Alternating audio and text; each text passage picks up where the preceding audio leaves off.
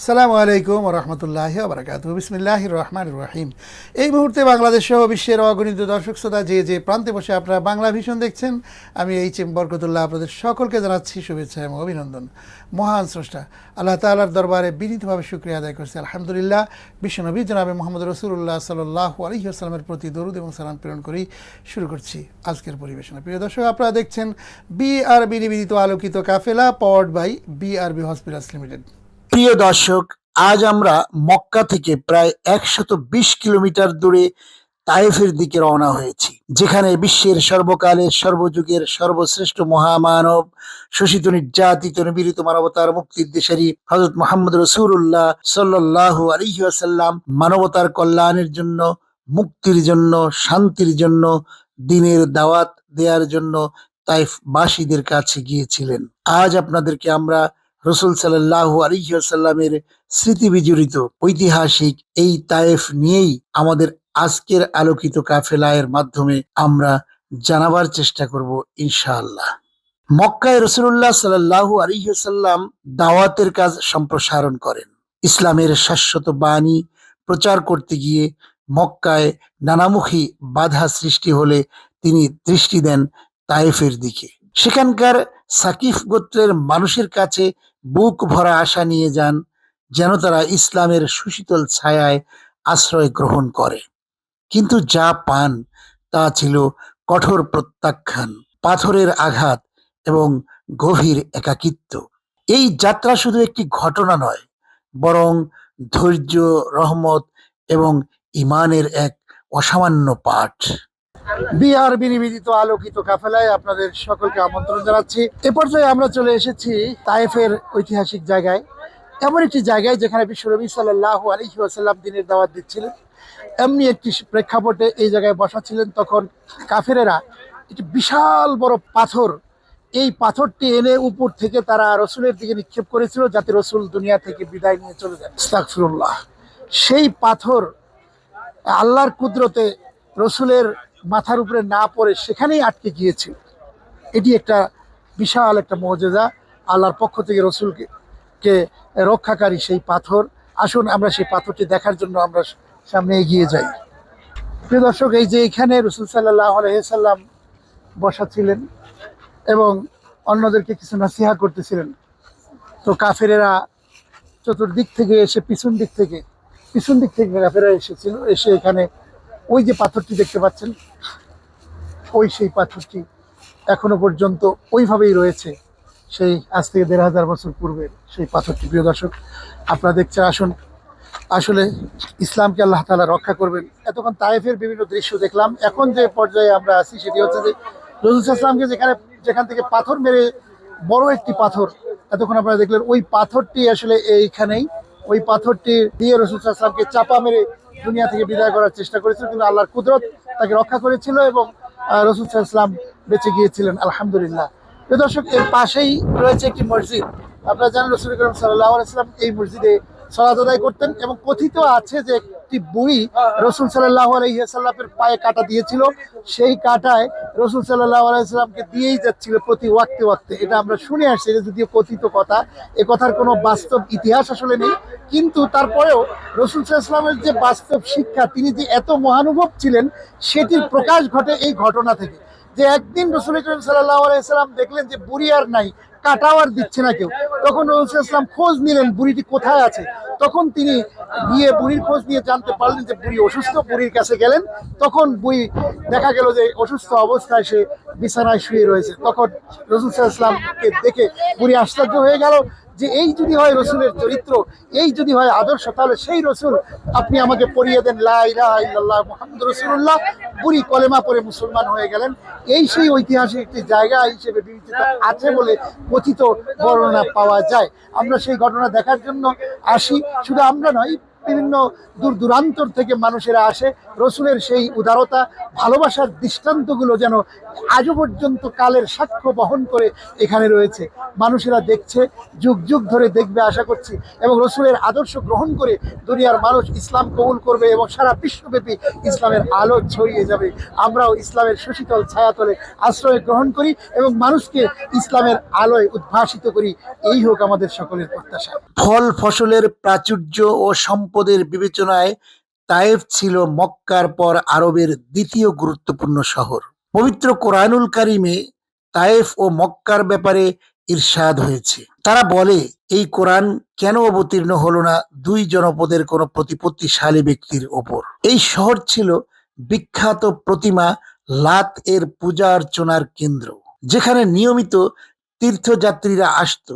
আর এ ব্যাপারে তায়েফ ছিল মক্কার সমকক্ষ এবং বলা যায় একই আসনে সমাসীন।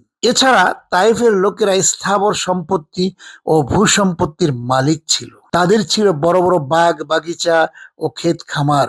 চাচা আবু তালিবের মৃত্যুর পর মহানবী সাল্লাল্লাহু আলাইহি ওয়াসাল্লামের উপর কুরাইশদের অত্যাচার বৃদ্ধি পায়। ফলে তিনি মক্কার বাইরে ইসলাম ও মুসলমানদের নিরাপদ কেন্দ্র প্রতিষ্ঠার লক্ষ্যে মক্কা থেকে ৭৫ মাইল দূরে অবস্থিত নবুয়তের ১০ম বছর শাওয়াল মাসে তায়েফ গমন করেন।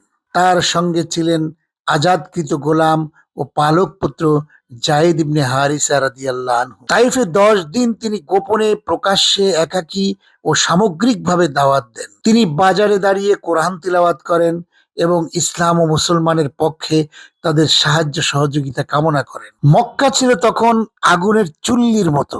হযরত খাদিজা রাদিয়াল্লাহু আনহা এবং চাচা আবু তালিবের মৃত্যুর পর কুরাইশের নির্যাতন আরো তীব্র হয়। তারা নবীজিকে এবং মুসলিমদের এত কষ্ট দিত যে মক্কার বিশালতা মনে হতো এক হাত মুঠোর মতো সংকীর্ণ। ইসলাম প্রচারের জন্য নতুন আশ্রয় খোঁজা ছাড়া আর কোনো উপায় ছিল না।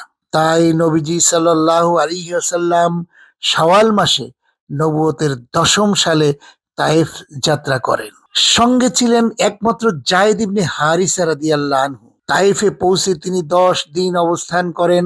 সাকিফের সর্দারদের কাছে যান, তাওহীদের দাওয়াত দেন, মূর্তি পূজা ত্যাগের আহ্বান জানান।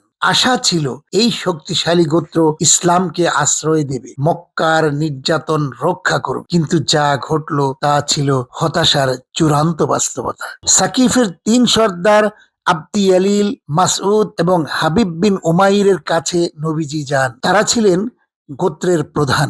নবীজি তাদের বলেন, আল্লাহর তাওহীদকে, একত্ববাদকে স্বীকার করো, আমাকে সাহায্য করো যাতে আমি আমার জাতিকে দাওয়াত দিতে পারি। কিন্তু উত্তর ছিল অকৃত্রিম উপহাসের।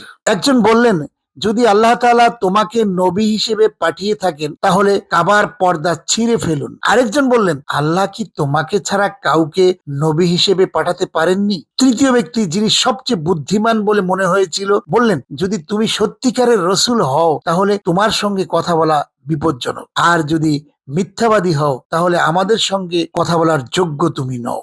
এই প্রত্যাখ্যান নবীজির হৃদয়ে গভীর আঘাত লাগালো। তিনি শুধু একটি অনুরোধ করলেন, যদি তোমরা আমাকে সাহায্য করতে না চাও তাহলে অন্তত এই খবর মক্কায় কুরাইশদেরকে দিও না। কিন্তু তারা তাও নাকচ করে দিল। সর্দাররা সাধারণ লোকদের উস্কানি দিলেন। তারা নবীজি সাল্লাল্লাহু আলাইহি ওয়াসাল্লাম এবং জায়েদ ইবনে হারিসাকে গালাগালি করতে লাগলেন, পাথর ছুঁড়তে শুরু করলেন। পাথরের আঘাতে নবীজির পায়ের গোড়ালি কেটে রক্তাক্ত ক্ষত বিক্ষত হয়, তার জুতা মোবারক রক্তে ভিজে যায়। ইবনে হারিসা রাদিয়াল্লাহু আনহু তাকে রক্ষা করতে গিয়ে মাথায় আঘাত পান। রাসূলুল্লাহ সাল্লাল্লাহু আলাইহি ওয়াসাল্লাম বেহুশ হয়ে জমিনে পড়ে যান। পাশেই ছিল আঙ্গুরের বাগান, সেখানে তাকে ফেলে দেয়া হয়। বাগানে প্রবেশ করে নবীজি সাল্লাল্লাহু আলাইহি ওয়াসাল্লাম একটি আঙ্গুর গাছের ছায়ায় বসলেন। ক্লান্তি, ব্যথা, হতাশা সব মিলিয়ে হৃদয় ভারী। কিন্তু তিনি মাথা তুলে আল্লাহর দিকে চাইলেন। তার ঠোঁট থেকে বের হলো এমন এক দোয়া যা আজও মুসলিমদের হৃদয় ছুঁয়ে যায়। তিনি বললেন, হে আল্লাহ, তোমার কাছেই আমি আমার দুর্বলতা, অসহায়তা এবং মানুষের কাছে আমার নীচত্বের অভিযোগ করছি। হে সবচেয়ে দয়ালু, আমার রক্ষক তুমি। আমাকে কার হাতে ছেড়ে দিবে? কোন দূরের ব্যক্তির কাছে যে আমার প্রতি কঠোর হবে, নাকি আমার শত্রুর হাতে যার কাছে আমার বিষয় আমাকে সমর্পণ করেছো। যদি তোমার প্রতি আমার বিরুদ্ধে কোনো অসন্তোষ না থাকে তাহলে আমি কিছুমাত্র চিন্তিত নই, কিন্তু তোমার নিরাপত্তা আমার জন্য আরো বিস্তৃত। আমি আশ্রয় নিচ্ছি তোমার মুখের নূরে, যার আলোয় অন্ধকার উজ্জ্বল হয়েছে। দুনিয়া আখেরাতের বিষয় সঠিক হয়েছে, যাতে তোমার ক্রোধ আমার উপর নাজিল না হয় বা তোমার অসন্তোষ আমার উপর না আসে। তোমারই ক্ষমা চাই যতক্ষণ না তুমি সন্তুষ্ট হও। আর কোনো শক্তি বা সাহায্য নেই তোমার ছাড়া। এই দোয়ায় কোনো অভিযোগ নেই, শুধু ছিল আল্লাহর সন্তুষ্টির আকাঙ্ক্ষা। এটি শেখায় মুসলিমদের সবচেয়ে বড় ভয় আল্লাহর অসন্তোষ। আঙ্গুর বাগানের মালিক উতবা ও সাইবা ইবনে রাবিয়া মক্কার শত্রু ছিলেন, কিন্তু তারা নবীজির অবস্থা দেখে করুণা অনুভব করলেন। তারা তাদের খ্রিস্টান কর্মচারী আদ্দাসকে বললেন, আঙ্গুর নিয়ে যাও। আদ্দাস ইরাক থেকে এসেছিলেন। নবীজি আঙ্গুর খেয়ে বললেন, বিসমিল্লাহ। আদ্দাস অবাক হয়ে বললেন, এই কথা তো এখানকার লোকজন বলে না। নবীজি জিজ্ঞাসা করলেন, তুমি কোথা থেকে এসেছো? তোমার ধর্ম কি? আদ্দাস বললেন, আমি খ্রিস্টান। আমি নিনুয়া থেকে, ইরাক থেকে এসেছি। নবীজি বললেন, সেটা তো ইউনুস আলাইহিস সালামের শহর। আদ্দাস চমকে উঠলেন। নবীজি বললেন, তিনি তো আমার ভাই, তিনি নবী ছিলেন, আমিও নবী। আদ্দাস আর নিজেকে ধরে রাখতে পারলেন না। তিনি নবীজির মাথা, হাত, পা চুম্বন করলেন এবং ঈমান আনলেন। এই ছিল সংকটের মধ্যে প্রথম আলোর রশ্মি। প্রিয় দর্শক, আজকে আমরা এসেছি তায়েফ নগরীতে। তায়েফের এই জায়গাটি হচ্ছে মসজিদে আদ্দাস রাদিয়াল্লাহু আনহু। তো এই হচ্ছে এমন একটি জায়গা যেখানে আদ্দাস রাদিয়াল্লাহু আনহু নামে একটি মসজিদ নির্মাণ হয়েছে। আমরা আজকে এখানে এসে 2 রাকাত সালাত আদায় করেছি, আল্লাহর কাছে দুহাত তুলে রোনাজারি করেছি, আল্লাহ তুমি হযরত আদ্দাস রাদিয়াল্লাহু আনহুকে কবুল করে নাও এবং আল্লাহ রাসূল সাল্লাল্লাহু আলাইহি ওয়াসাল্লামের সেই ঐতিহাসিক জায়গাকে তুমি কবুল করে নাও, আমাদেরকেও তুমি কবুল করে নাও, আমিন। তায়েফ ছেড়ে ফিরতে গিয়ে নবীজির হৃদয় ছিল ভারী, কিন্তু আল্লাহ তাকে একা রাখেননি। পথে আকাবা পাহাড়, জিবরাইল আলাইহিস সালাম এলেন, বললেন, আল্লাহ আপনার কওমের কথা শুনেছেন, তিনি আপনার জন্য পাহাড়ের ফেরেশতা পাঠিয়েছেন। আপনি আদেশ করুন, তিনি 2 পাহাড় মক্কার উপর চাপিয়ে দেবেন। কিন্তু নবীজি বললেন, না, আমি আশা করি তাদের বংশ থেকে এমন লোক বের হবে যারা আল্লাহর একত্ব স্বীকার করবে। তাইফ ও হিজাজের মধ্যবর্তী এলাকা নাখলা উপত্যকায় রাত্রিকালীন নামাজে একদল জিন এসে কোরআন শুনলেন এবং ঈমান আনলেন। আল্লাহ তাআলা সূরা আল আহকাফে এর বর্ণনা করেছেন, আমরা তোমার দিকে একদল জিনকে ফিরিয়ে দিয়েছিলাম যাতে তারা কোরআন শোনে। তারা শুনে বলল, শোনো শোনো। শেষ হলে তারা তাদের কওমকে সতর্ক করে ফিরে গেল। মানুষ যখন প্রত্যাখ্যান করলো, জিনরা স্বীকার করলো। এটি রিসালাতের বিশ্বজনীনতার একটি প্রমাণ। বিসমিল্লাহির রহমানির রহিম। আসসালামু আলাইকুম রহমতুল্লাহি বারাকাতু। বিআরবি নিবেদিত আলোকিত কাফেলায় দর্শক শ্রোতাবৃন্দ যারা সামনে আছেন, সকলকেই পবিত্র মাহে রমজানের শুভেচ্ছা জ্ঞাপন করে আমরা আলোচনা শুরু করছি। সুধী মণ্ডলী, আজকে নির্ধারিত আলোচ্য বিষয় আমাদের জন্য অত্যন্ত চমৎকার একটি আলোচ্য বিষয়, যে বিষয়ের সাথে আমার ঈমান প্লাস আমার জন্য বড় রকমের একটা শিক্ষা বিদ্যমান রয়েছে। আমরা আজকে আলোচনা করব রসুল করিম সাল্লাল্লাহু আলাইহি ওয়াসাল্লামের তায়েফে দ্বীনের দাওয়াত, ওখানকার পরিস্থিতি এবং সর্বশেষ নবী করিম সাল্লাল্লাহু আলাইহি ওয়াসাল্লাম ওই দাওয়াত দিতে গিয়ে আক্রান্ত হওয়ার পর তার ভূমিকাটা কি ছিল, এই বিষয়ে আমরা আলোচনা করার চেষ্টা করব ইনশাআল্লাহ। সম্মানিত সুধী, বর্তমানে আমরা যে ঈমানকে ধারণ করে চলছি, যে ঈমানের অভূত কল্যাণ আমরা ভোগ করছি, এই ঈমান গ্রহণ করবার পেছনে রসুল করিম সাল্লাল্লাহু আলাইহি ওয়াসাল্লামের দাওয়াতের ভূমিকা অনস্বীকার্য। পিয়ারে হাবিব সাল্লাল্লাহু আলাইহি ওয়াসাল্লাম সর্বপ্রথম ওহীপ্রাপ্ত হয়ে মক্কা মুকাররমায় তার আপনজনদের কাছে আস্তে আস্তে দ্বীনের দাওয়াত প্রচার করেন। কিন্তু হতভাগা তখনকার মক্কাবাসী পিয়ারে হাবিব সাল্লাল্লাহু আলাইহি ওয়াসাল্লামের উপর এমন কোনো জুলুম নির্যাতন রাখেনি যা তারা করেনি। সর্বশেষ রসুল করিম সাল্লাল্লাহু আলাইহি ওয়াসাল্লামের চাচা আবু তালেবের ইন্তেকালের পর এবং সাথে সাথে হযরতে খাদিজাতুল কুবরা রাদিয়াল্লাহু আনহা এর সহযোগিতাও হাতছাড়া হয়ে যাওয়ার পরে, ওনার ইন্তেকালের মাধ্যমে, তখন নবীজি সাল্লাল্লাহু আলাইহি ওয়াসাল্লাম একা হয়ে যান এবং খুব বিমর্ষ হয়ে পড়েন, ব্যথিত হন। মক্কাবাসী তো আমার দাওয়াত শুনছে না, আমার কথা শুনছে না, তাহলে এখন কি করা উচিত? ফলে নবীজি সাল্লাল্লাহু আলাইহি ওয়াসাল্লাম কুরাইশদের আক্রমণ থেকে নিজের একটু রক্ষা কিংবা সহযোগিতা বাড়াবার জন্যে, সর্বোপরি দ্বীনের দাওয়াতকে প্রচার করবার জন্যে, দ্বীনের প্রসারতাকে আরও বেগবান করবার লক্ষ্যে তিনি মনস্থ করলেন পার্শ্ববর্তী তায়েফে যাই। তায়েফে যাওয়ার লক্ষ্য ছিল দুটো। এক হলো তায়েফ পবিত্র ভূমিতে রসুল করিম সাল্লাল্লাহু আলাইহি ওয়াসাল্লাম মা হালিমাতুস সাদিয়া রাদিয়াল্লাহু আনহা এর দুধ পান করেছেন, সেই সুবাদে তাদের সাথে একটা হৃদ্যতার সম্পর্ক ছিল। দ্বিতীয়ত, তায়েফবাসীদের সাথে পেয়ারে হাবিব সাল্লাল্লাহু আলাইহি ওয়াসাল্লামের এক আত্মিক সম্পর্কও ছিল অন্য দিক থেকে। ফলে তিনি চেয়েছিলেন যে তায়েফবাসীদের কাছে যদি দ্বীনের দাওয়াত নিয়ে যাই, তারা যদি দ্বীন কবুল করে, তাহলে ইসলামের হাতটা মজবুত হবে, ইসলামের শক্তি আরও অনেকগুণ বৃদ্ধি পাবে। ফলে কুরাইশদের মোকাবেলা করে দ্বীনের দাওয়াতকে আরও বেগবান করা সহজ হবে। এই লক্ষ্যে তিনি তায়েফ যান। সর্বশেষ নবীজি তাদের থেকে নিরাশ হয়ে ফিরে আসবার পথে বললেন, ঠিক আছে, তোমরা যা করার করেছো, কিন্তু আমার এই আগমনের বিষয়টা তোমরা গোপন রেখো, কুরাইশদের কাছে প্রকাশ করো না, কারো কাছে বলো না। কিন্তু বড় পরিতাপের বিষয়, এই কমবখতের দল, 3 দলনেতা মিলে তায়েফের যেই ছোট্ট ছোট্ট যুবক বাচ্চারা ছিল তাদেরকে পেয়ারে হাবিবের পিছনে লেলিয়ে দিল। ফলে তারা নবীজি সাল্লাল্লাহু আলাইহি ওয়াসাল্লাম দাওয়াত নিয়ে যখন রাস্তা দিয়ে হেঁটে যান, রাস্তার 2 পাশে তারা সারিবদ্ধ হয়ে দাঁড়িয়ে থাকে, নবীজির গায়ে পাথর ছুঁড়ে মারে। নবীজি সাল্লাল্লাহু আলাইহি ওয়াসাল্লাম আঘাতপ্রাপ্ত হন, এরপরও হেঁটে যান, এরপরও যান, সামনের দিকে যান, দাওয়াতের মিশন নিয়ে সামনে যাচ্ছেন। এক পর্যায়ে আঘাত সহ্য করতে না পেরে নবীজি পড়ে যান। তারা দুষ্ট লোকেরা এসে নবীজির হাত ধরে আবার দাঁড় করিয়ে দিয়ে আবার হাঁটতে যায়। নবীজি আবার হাঁটেন, আবারও পাথর ছুঁড়ে মারে, মারতে মারতে একসময় নবীজি সাল্লাল্লাহু আলাইহি ওয়াসাল্লাম রক্তাক্ত হয়ে বসে পড়েন। নবীজির সাথে ছিলেন হযরত যায়েদ ইবনে হারিসা রাদিয়াল্লাহু আনহু। তিনি নবীজিকে ধরে তুলে পাশে দূরবর্তী জায়গায় নিয়ে যান। নবীজি তাদের থেকে এবার বের হয়ে গিয়ে দূরবর্তী একটি বাগানে আশ্রয় গ্রহণ করেন। ওখানে বসবার পরে নবীজি আকাশের দিকে তাকিয়ে দেখেন একটা মেঘাচ্ছন্ন মেঘমালা থেকে হযরত জিবরাইল আমিন নবীজি সাল্লাল্লাহু আলাইহি ওয়াসাল্লামকে বলছেন যে আল্লাহ পাক রব্বুল আলামিন আপনার সব কিছু প্রত্যক্ষ করেছেন, এই জুলুম আর নির্যাতন আল্লাহর গায়ে সহ্য হচ্ছে না বিধায় আল্লাহ তাআলা আমাকে পাঠিয়েছেন, আপনার দায়িত্বে পাহাড়ের ফেরেশতাদেরকে দিয়েছেন, আপনি তাদেরকে যেই হুকুম করবেন তারা সেই হুকুমই মানতে বাধ্য।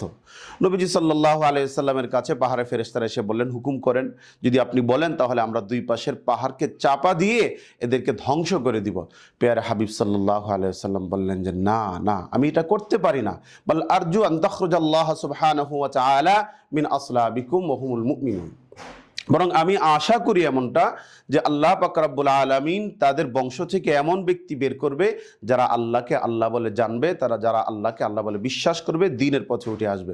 এত জঘন্যতম ভাবে জুলুম নির্যাতনের শিকার হবার পরেও আল্লাহর হাবিব সাল্লাল্লাহু আলাইহি ওয়াসাল্লাম তাদের জন্য বিন্দু পরিমাণও বদদুয়া করেননি, বরং ভালোবাসার জানান দিয়ে তাদের জন্য রহমের দোয়া করেছেন। ফলশ্রুতিতে কি হয়েছে, 8 বছরের মাথায় পুরো তায়েফবাসী ইসলাম গ্রহণ করেছেন। প্রিয় দর্শক শ্রোতা মণ্ডলী, আসলে নবীরা যে আগমন করেছেন, নবীরা দ্বীনের দাওয়াত দিয়েছেন, শান্তির বাণী শুনিয়েছেন, সত্যের কথা বলেছেন, কিন্তু যুগে যুগে যারাই নবীরা এসেছিলেন তাদের প্রতি কিন্তু চরম নির্যাতনের পরাকাষ্ঠা প্রদর্শন করেছিল জালিমেরা। আল্লাহ তাআলা কোরআনে সূরা ইয়াসিনে আফসোসও করেছেন যে বান্দার উপর আফসোস, ইয়া হাসরাতান আলাল ইবাদ মা ইয়াতিহিম মির রাসূলিন ইল্লা কানু বিহি ইস্তাহসিউন, যে এমন একজন রসুল এবং নবী আমি দুনিয়ার বুকে পাঠাই নাই যার সঙ্গে মানুষেরা ঠাট্টা করেনি, বিদ্রুপ করেনি, পাগল বলেনি, দেশ থেকে তাড়িয়ে দেয়নি।